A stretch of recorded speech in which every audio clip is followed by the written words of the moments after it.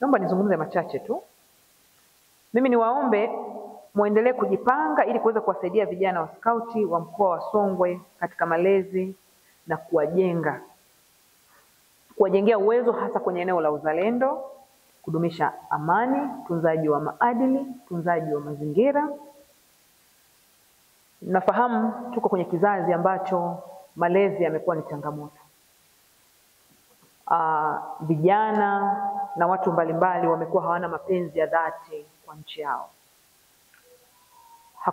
Hakuna mtu mwingine anayeweza kuja kuilinda au kujenga uzalendo zaidi yetu sisi wenyewe.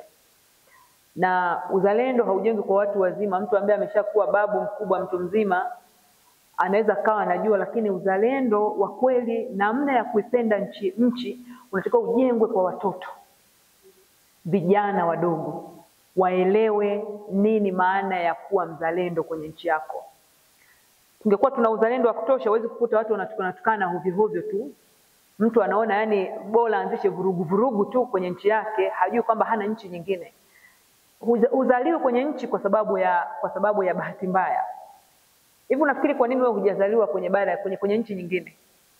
Tuna nchi ambazo hata tumepakana nazo hapa karibuni. Mbona hukuzaliwa Malawi? Kwa nini umezaliwa Tanzania? Wewe kujifikiria kwa nini umezaliwa Tanzania?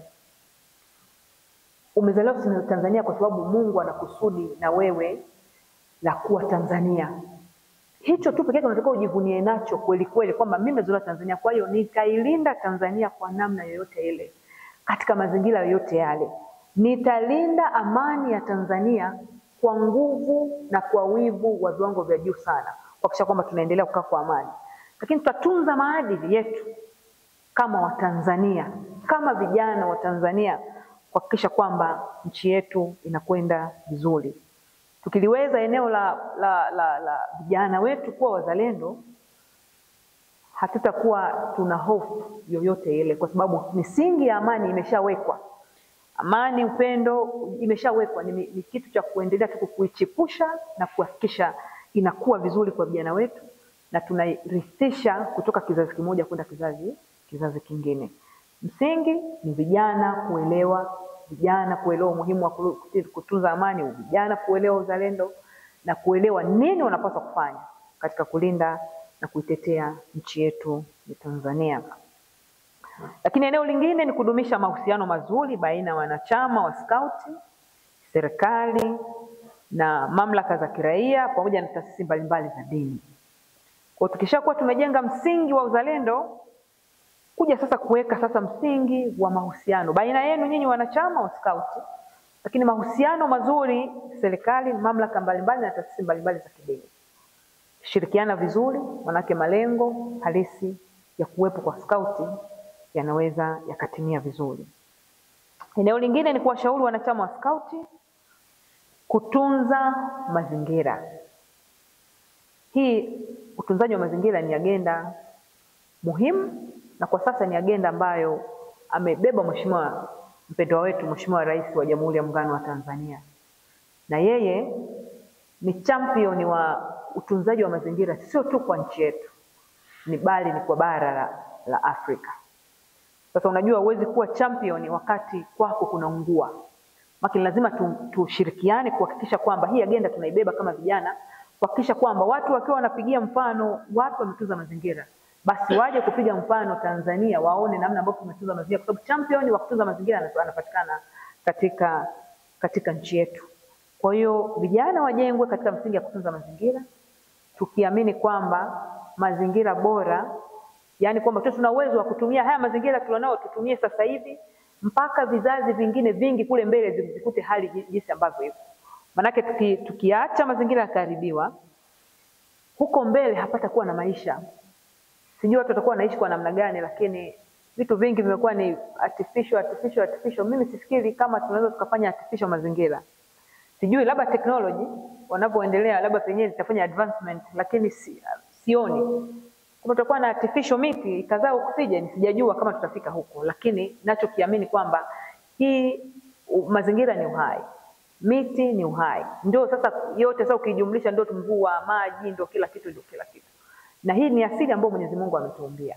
Kwa hiyo ni muhimu sana tukawajenga vijana katika kuhakikisha kwamba tunatunza mazingira. Lakini eneo lingine ni kuimarisha masuala ya ulinzi na usalama kwenye maeneo ya shuleni, lakini kwenye maeneo ya jamii yetu, kwa sababu vijana hawa wanakuwa mashuleni lakini wanakuwa kwenye jamii pia.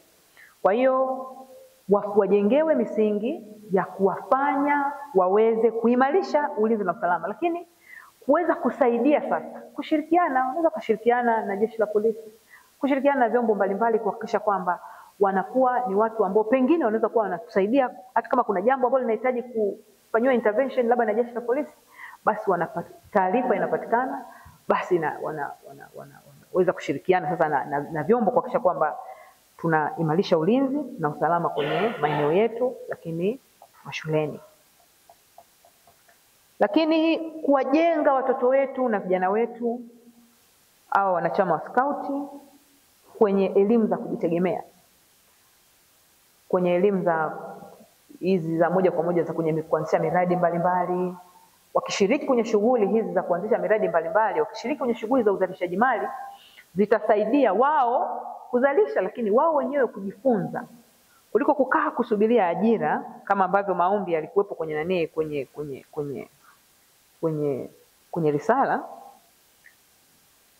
Wanaweza kuanza kufanya shughuli zao, kwa sababu ukiwa na shughuli yako unaendelea kuifanya ambayo inakuzalishia mali, hata ajira ikija ikakukuta, maana shughuli hii haiwezi kufa, itaendelea na yenyewe itakuwa ni chanzo kingine cha mapato, wakati wewe unaendelea kuajiriwa kule kwenye eneo lingine, kuliko kuanzia asubuhi mchana jioni unasubiria ajira, asubuhi mchana jioni unasubiria ajira. Kumbe ungekuwa na shughuli nyingine ambayo unaweza kuifanya na inakuwa kuongeza kipato, hata kama ni kidogo.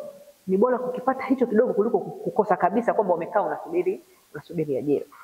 Ni lazima tujue idadi ya watu nchini kwetu inaongezeka, idadi ya vyuo inaongezeka, tujue idadi ya wahitimu pia inaongezeka. Hatuwezi kukaa chini kusema kwamba tunategemea tu lazima serikali itawaajiri watu wote. Haiwezekani. Kwani serikali ina nafasi ngapi ukihusianisha na watu ambao wanahitimu? Ukiangalia tu vyuo vikuu ni vingi sana, ukiachia vyuo vya kati hivi, ukiachia hivyo sijui nini vingi sana.